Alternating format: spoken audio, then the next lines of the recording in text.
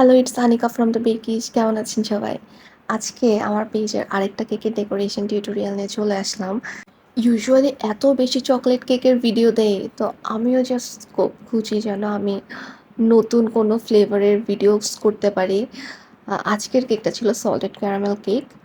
তো এই কেকটা এই কেকটার ক্ষেত্রে না একটা ইনসিডেন্ট হয় যে আমার কাস্টমার ভাইয়াটা উনি আমাদের ইনস্টাগ্রাম হ্যান্ডেলের থ্রুতে উনি আমাদের সাথে কন্ট্যাক্ট করেন।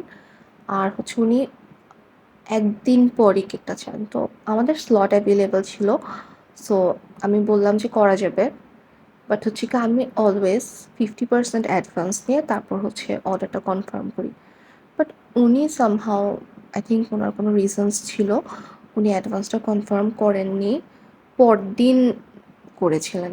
বাট যেদিন কনফার্ম করেন সেদিন তো আর কেকটা মেক করে তারপর সেন্ড করা পসিবল হয় না। তো আমরা কেকটা করতে পারিনি। আর অ্যাকচুয়ালি আমি ভেবেছিলাম যে উনি কেকটা নিবেন না। সো উনি পরে জানান, বাট পরে ওনাকে যখন বলি জিনিসটা উনি বুঝেন। তো কেকটা আমি একদিন পর পাঠাই। তো কেকটা পাওয়ার পর আমি ওদিন রাতেই ওনাকে নক করি যে কেকের ফিডব্যাক নেওয়ার জন্য। আমি অলওয়েজ মেক শিওর করি যেন আমি আমার প্রত্যেকটা কাস্টমার থেকে ফিডব্যাকস নিতে পারি। লাইক আমি অলমোস্ট 3-3.5 বছর ধরে কাজ করছি, বাট আমি অলওয়েজ মেক শিওর করি যেন আমি ফিডব্যাকস নিই। দেন হচ্ছে ওনাদের প্রেফারেন্সেস অথবা কোনো ধরনের সাজেশনস থাকলে আমি অলওয়েজ এটা শুনি। বিকজ আমার কাছে মনে হয় আমার কাস্টমাররা যদি স্যাটিসফাই থাকেন তাহলে আমার কাজের গ্রোথ হবে, অ্যান্ড আলটিমেটলি ওটাই চাই। সো উনি জানালেন কেকটা ভালো ছিল, বাট উনি এর আগে অন্য একটা পেজ থেকে ট্রাই করেছিলেন। ওটা ওনার কাছে আসলে একটু বেশি পছন্দ হয়েছিল। সো আমি একটু আসলে আমার প্রত্যেকটা কাস্টমার এত বেশি হাইপ আপ করে আমাকে। সো একটু যখন এমন ধরনের ফিডব্যাকস পাই, একটু আমাদের একটু ডিসহার্টেন্ড লাগে আসলে।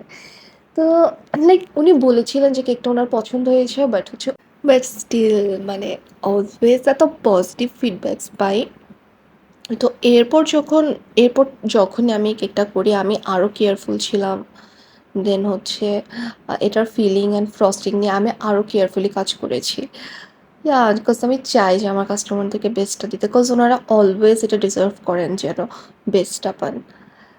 তো আমাদের সল্টেড ক্যারামেল কেকের মধ্যে এটা একটা বেসিক ডিজাইনের কেক ছিল। এই ধরনের কেকে কোনো ধরনের কাস্টমাইজেশন হয় না। সো এক্সট্রা কোনো ধরনের চার্জেসও অ্যাপ্লাই হয় না।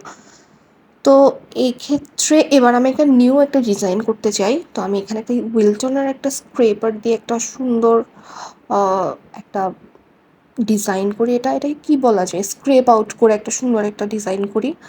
আর তারপর আমার প্ল্যান ছিল আমি ক্যারামেল দিয়ে আমি ড্রিপিংটা করব। তো এই জন্যেই হচ্ছে কি আমি উপরে সারফেসটা ইভেন করে তারপর আমি আমার ক্যারামেল ড্রিপিংয়ের জন্য কেকটাকে প্রিপেয়ার করছিলাম। আর টু বি ভেরি অনেস্ট, আমি সাজেস্ট করব যেন ক্যারামেল দিয়ে আর কেউ কখনো ড্রিপিংয়ের কাজ না করেন। বিকজ আমার কাছে মানে ক্যারামেলটা একটু খুব সুন্দর করে যখন ড্রিপ হয় একটু ওয়েভি হয়ে, আমার কাছে ওটা অনেক পছন্দ হয়। অ্যান্ড আমি লিটারেলি আমার চকলেট গানাশটাও যদি ড্রিপিংটা সুন্দরভাবে না হয় আমি ওটা পুরোটাই স্ক্রেপ আউট করে আমি আবার কাজটা করি। বাট ক্যারামেলের ক্ষেত্রে হয় কি, ক্যারামেলটা আপনি যখন ড্রিপ করবেন তখন সুন্দরভাবেই হয়, লাইক অনেক সুন্দর করেই হয়। বাট কিছুক্ষণ ফ্রিজিং করার পর এটা আস্তে আস্তে নিচে পড়তে থাকে আর লিটারেলি এটা বোর্ড টাচ করে, যেটা আমার একদম পছন্দ না। বিকজ আমি ওই যে বললাম একটু ওয়েভি হয়ে থাকলে অথবা একটু সেমি লাইক হাফ হয়ে গিয়ে যখন জিনিসটা স্টপ হয় দেখতে, ওটা আমার কাছে অনেক পছন্দ হয়। বাট আসলে আমার জানা ছিল না এটা। তো এই যে আমার কেকটার ডেকোরেশনটা যেহেতু একটা বেসিক ডিজাইনে ছিল, আমি উপরে আরেকটু ক্যারামেল সস দেই। দেন হচ্ছে ওটাকে আমি একটা চামচের ব্যাক পার্ট দিয়ে একটা সোয়ার্ল করে দেই।